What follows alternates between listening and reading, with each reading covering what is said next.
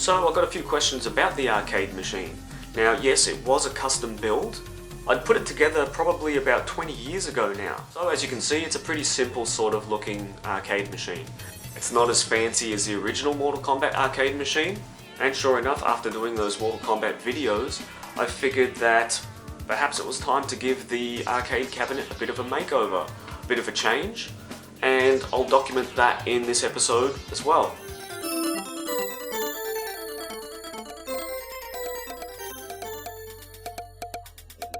And so here it is, my new revamped cabinet.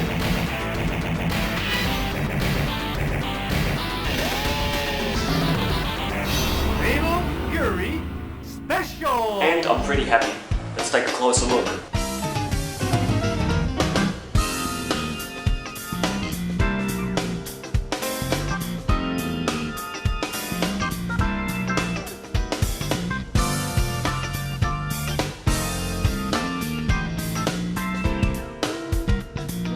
So as you can see, I decided to go with a Neo Geo sort of theme this time. Again, as you've seen from previous videos, I've talked a lot about Neo Geo and what a big fan I am of those old games.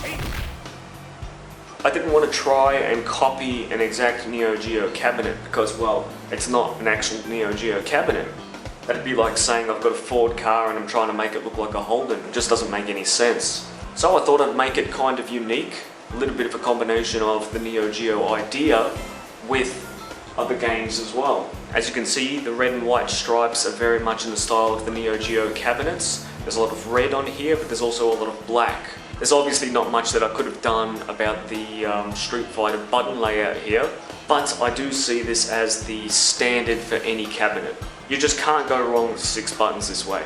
20 years of having a black colour scheme down the side, I got a bit bored with it. It almost looked like a bit of a coffin to me. So I thought I'd mix it up, put a few red lines on there, and well, this was the result on both sides. I had to deal with a lot of paint deterioration, again because the paint was pretty old by this stage. So this was a project that I didn't want to spend too much time on. Again, it was just a simple revamp. Change some of the colours, change the joysticks. So the goal was to try and spend as little money as possible without going overboard. So there were little blemishes here and there, little problems with the cabinet that probably I'm not 100% happy with. But at the end of the day, if I really wanted to go balls to the wall, I would have started a brand new cabinet, I guess. I would have started from scratch. So rather than just chucking the whole thing away, I thought I'd just do what I need to do to get by. I mean, then again, who knows? This may sit in the corner for another 20 years again anyway. All I wanted was the visual change. So let's take a closer look at what we've done here. Okay, the first idea that I had was to change the joysticks around. I was sick of the ball top joysticks. Now, I was always a fan of the original Australasian joysticks. You can still find them these days, but with the control panel set up here, I'd have to go for the bat tops. I don't mind the bat tops at all. Why are they called bat tops? Because they look like the top of a bat. The problem was, they felt too low. Again, as was the style with the Australasian joysticks, they were quite tall. So, get one of these extenders, and bang, you've got a taller joystick. Now, taller joysticks aren't to everybody's liking. Everybody's got their preference, but this, I like this. So as you can see up here, we've got King of Fighters 94. Final Fight, which is a Capcom game.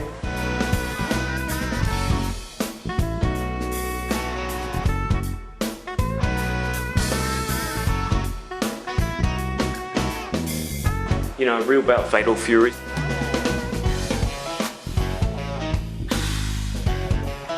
Bad Dudes.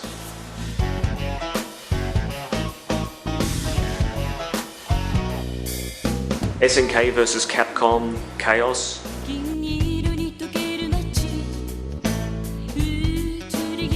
Double Dragon 2.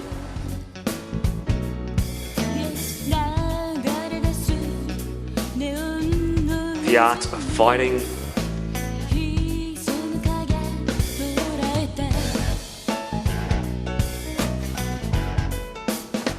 Vigilante.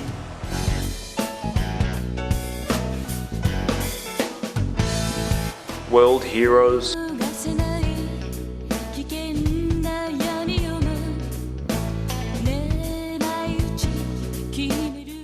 and Fatal Fury Special.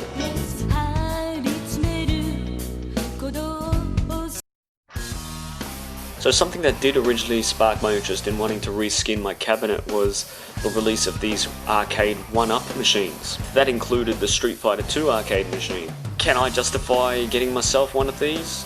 Not really, not with a full-size cabinet around. If I didn't have my full-size cabinet, I definitely would have bought one of these. I would have taken the 3 games out and put all the games in. But yeah, this thing did tempt me. So next up was repainting a few of the panels, a few of the boards and things that go around the screen. Got the old paint roller out again, haven't used one of these for about 20 years. A few undercoats. Bit of paint here, bit of paint there.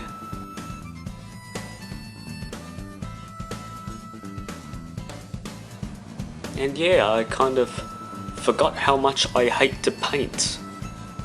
Because you get this stuff, you get hairs and things that get stuck in the paint.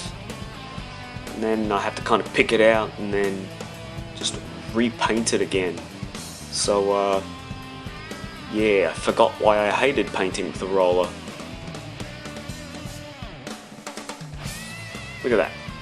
Jeez. So painting.